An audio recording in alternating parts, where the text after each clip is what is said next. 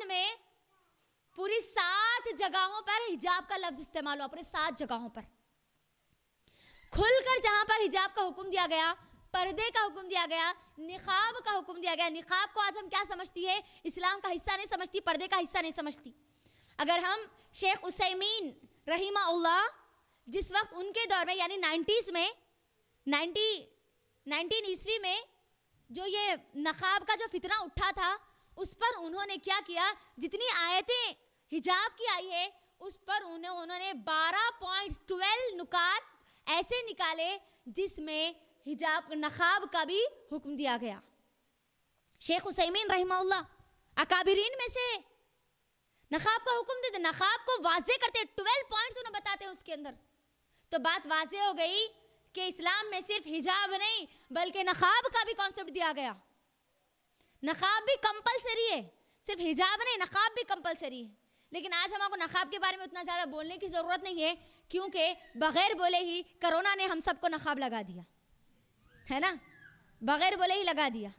डर इतना हो गया कि गैर मुस्लिम भी नकाब लगाने पर, इस्लाम के इस हुक्म पर अमल करने पर मजबूर है। वो फ्रांस जो औरतों के नकाब को उतारा, अल्लाह ने उनको कोरोना के जरिए नकाब लगाने पर मजबूर कर दिया।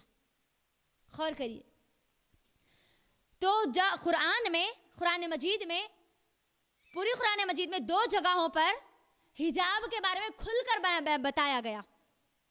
सबसे पहली चीज सूरह नूर, सूरह नंबर 24 की आयत नंबर 30 में मर्दों को हुक्म दिया जाता है कि वो पर्दा करें। फिर आयत नंबर 31 यानी 31 में औरतों को हुक्म दिया जाता है कि वो पर्दा करें। मर्द और औरत दोनों का पर्दा अलग अलग है, लेकिन करना दोनों को भी है। अब 30 में क्या करना है मर्दों को, ये बताया गया, और 31 में यानी 31 में औरतों को घर के अंदर का पर्दा बताया गया। यानी जब अपने घरों में आप रहेंगी तो किन किन से पर्दा करेंगी, आपके महरम कौन होंगे, गैर महरम कौन होंगे, यानी घर के अंदर का आपको पर्दा बता दिया गया, घर के अंदर के हिजाब के रूल्स बता दिए गए। और सूरह अहज़ाब सूरह नंबर 33 की आयत नंबर 59 में घर के बाहर के पर्दे के बारे में बताया गया। अल्लाह सुब्हानहू व तआला सूरह अहज़ाब सूरह नंबर 33 की आयत नंबर 59 में फरमाते हैं, बिस्मिल्लाहिर्रहमानिर्रहीम, या अय्युहन नबिय्यु खुल्ली अज़वाजिका व बनातिका व निसाइल मुमिनीन युदनीना अलैहिन्ना मिन जलाबिबिहिन्ना अन युरफ़ना फला युज़ैन।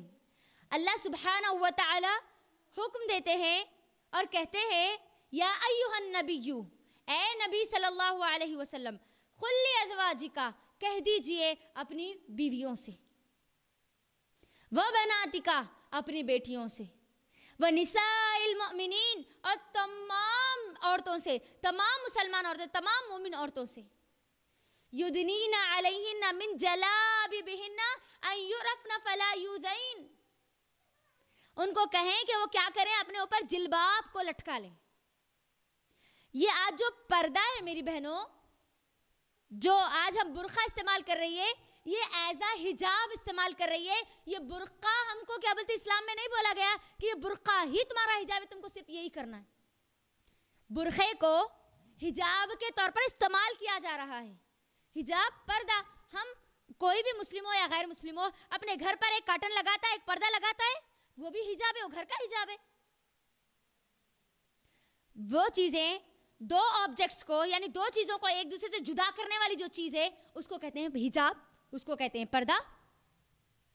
बाहर के लोग अंदर ना देखें, अंदर क्या हो रहा है वो नजर ना आए, उसके लिए क्या करते हैं हम, पर्दे को लगाते हैं। तो ये भी पर्दा है ना, ये भी हिजाब है। निकाल के फेंको फिर ये हिजाब, अगर आप इस हिजाब के खिलाफ है। तो अल्लाह ताला यहाँ पर क्या हुक्म दे रहे हैं, ए नबी सल्लल्लाहु अलैहि वसल्लम, आप कह दीजिए अपनी बीवियों से, अपनी बेटियों से और तमाम मुसलमान औरतों से वो क्या करें, पर्दा करे, हिजाब करे, अपने ऊपर चादरों को लटका ले, सर से लेकर पैर तक अपने आप को कवर कर ले। क्यों कवर कर ले, ताकि वो पहचानी जाए और सताई ना जाए। ये आयत का पूरा मुकम्मल मफहूम है। यानी हमारी आइडेंटिटी, हमारी पहचान अब हिजाब से है। बहुत सारे लोग हैं जो दूसरे रिलीजन को फॉलो करते हैं, लेकिन हमारे इस्लाम की हमारी शनाख्त क्या बन गई अब? हिजाब, बुरखा, नकाब, ये हमारी आइडेंटिटी है। लेकिन इस हमारी आइडेंटिटी को छीनने की कोशिश की जा रही है। दुश्मन चाहता है कि हम मुसलमान तो बाकी रहे, लेकिन असल मुसलमान ना रहे। यही तो उनका असल मकसद है। वो मुसलमान अपने आप को तो कहे, लेकिन उनको इतना कंफ्यूज कर दिया जाए, इतना कंफ्यूज कर दिया जाए कि उनको उनके इस्लाम पे अमल करना ही उनके लिए मुश्किल हो जाए। यही उनका असल एजेंडा है। तो मेरी बहनों, मुझे बताओ कि अब हमको हिजाब करना क्यों है? करना क्यों है हिजाब? जी बोलिए, जोर से बोलिए। यस, पहली चीज फायदा। हम फायदा देखकर अमल नहीं करती मुसलमान औरतें।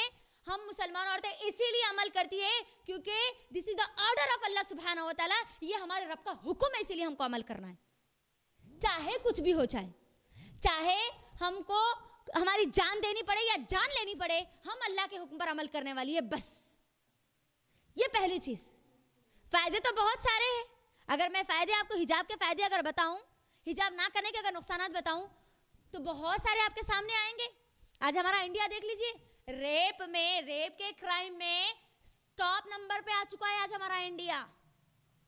और जिस कंट्री में हिजाब का कॉन्सेप्ट है, जहां की औरतें हिजाब करती है, सऊदी अरेबिया ले लीजिए, इस्लामिक कंट्रीज ले लीजिए, इस्लामिक कंट्रीज के मुकाबले में सेकुलर कंट्रीज या ये वेस्टर्न कंट्रीज, इन दोनों के मुकाबले में सबसे ज्यादा रेप अगर कहीं पर होते हैं तो सेकुलर कंट्री में और ये वेस्टर्न कंट्रीज में होते हैं।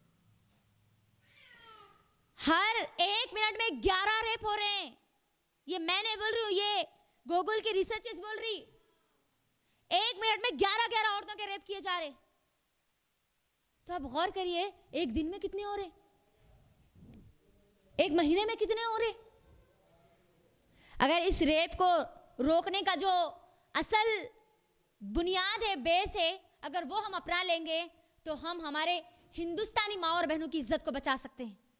लेकिन हिंदुस्तानी औरतें फायदा देखकर अमल नहीं करती, बल्कि इसीलिए अमल करती है कि वो अल्लाह का हुक्म है।